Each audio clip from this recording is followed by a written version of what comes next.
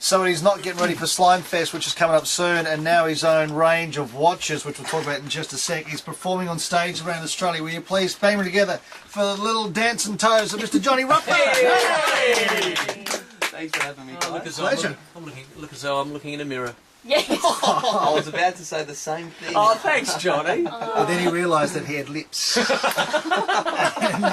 Don't be cruel. Poor little Mark has no lips. Yeah, I was born with no lips. Don't Yeah. be like that, guys. Yeah. Come on, Mark's got feelings too, you know. Yeah, oh, thank you, Johnny. Like, give me a hug.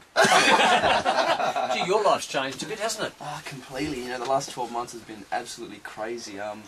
Yeah, like going from, you know, working, getting up at 5 in the morning doing concreting to getting up at 5 in the morning doing radio. So it's been. I tell you what, I'm building a house right now. I wouldn't mind Johnny doing my slab. I'm sure it can be arranged. Johnny, your new single, it's called On Top. The lyrics, I was watching it on MTV the other morning with my daughter, and I can turn it off now. the chorus goes, "I like you, I like it best when I'm on top of you." It's a bit ambiguous. What do you mean by that, Johnny? Yeah. And could we maybe have a practical and theory demonstration?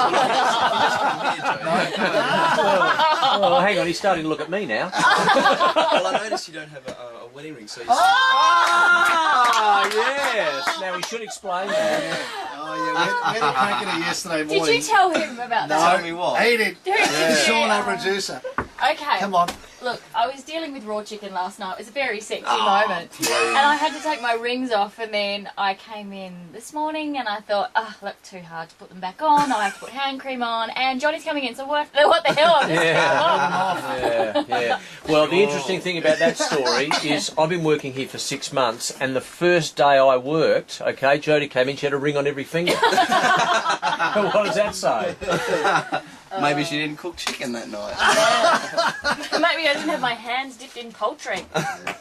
Now, mate, you performed yesterday afternoon at Tea Tree Plaza. I did. It was Okay. great. It was good fun. We had so much fun. It was awesome. Had like a ball, and it's great to be able to get out to South Australia, Adelaide, and meet the Adelaide fans. So it's good. A lot of support here, which is amazing. It's really good.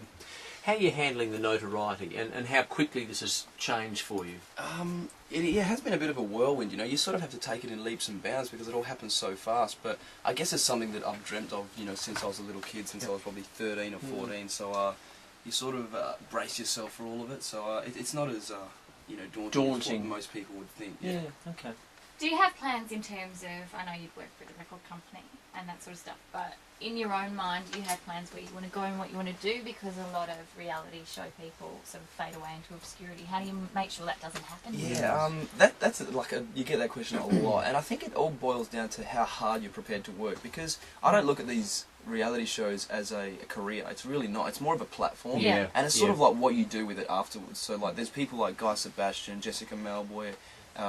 Jessica Malboy didn't even win, and she's done amazing. She's got an amazing career. And like I look at her and I think, wow, that's, if I could base my career around that, that's just an amazing model. So I really do look up to her. I'm actually good friends with her. So I just think it's how hard you're prepared to work, and I'm prepared to do whatever it takes. So. Mate, a lot of kids will be listening right now because it is school holidays. They would have seen you yesterday afternoon, and one thing they would want to know is, what was it like hanging around with One Direction?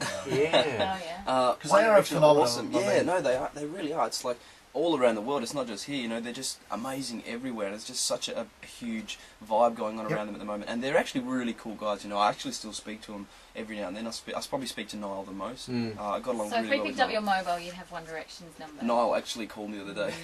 No. Right, come on. He's asleep right now. He's asleep. We don't care. Wake him up. You got on well with Niall, Wake up, you? Niall. Yeah, Niall. I think because Niall and I travelled together.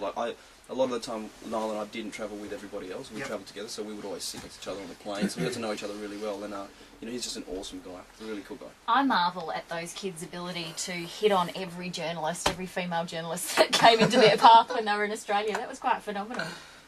Yeah, about that. No. But I'm just going to say that I got it from them. You mentioned you were talking about the transition from really no one knowing you, apart from your family and friends, to so many people knowing you. Is it all about the type of people you surround yourself with in terms of making sure this continues? Yeah, absolutely. I totally agree with that. I think the key to staying down to earth is surrounding yourself with the right people, because you can easily get dragged off into the wrong direction and take the wrong path. So it's What am about I hanging being out strong. with these Muppets for then? Well, yeah, that's why. Off you go, Johnny. We're planning to be big at some stage. Come on, you guys are huge. But what about filming your film clip? A lot of gorgeous looking women. I mean, you're living the dream in that mansion, aren't you? Yeah, it was so much fun, and that's part of the reason why I wanted to have fun with the film clip, so people didn't take the song the wrong way. Because if you watch the film clip, it's like, okay, he's just having fun, and he's joking around. It's not derogatory at all. It's just fun, So hopefully people can get up and dance to it and sing along to it and have a bit of fun. No, it's pretty good. Well, mate, you would have seen three young ladies just waiting to see when they came in, which was Holly, Ruby, and Gabby. And we just need quick answers to their questions because they just want to ask you these real simple questions. Is that cool? All right, Absolutely, so we'll of go. course. Holly first. Behind the scenes of Dancing with the Stars was so much fun, doing the training and rehearsing was really hard, but behind the scene was so fun. Everybody was really nice, and we just really got along like a big family, pretty much. Ruby wants to ask you a question. That only leaves two. Three. My favourite was probably Mel B. I love just because funny. she's so funny and she just speaks her mind. She tells the truth, and I love that about her. She's not afraid to speak her mind, and that's great. I think everybody should be like that. Cool. And Gabby? I love myself. No, I'm kidding. My favourite singer at the moment would probably be Justin Timberlake. I think he's amazing. He's so incredible.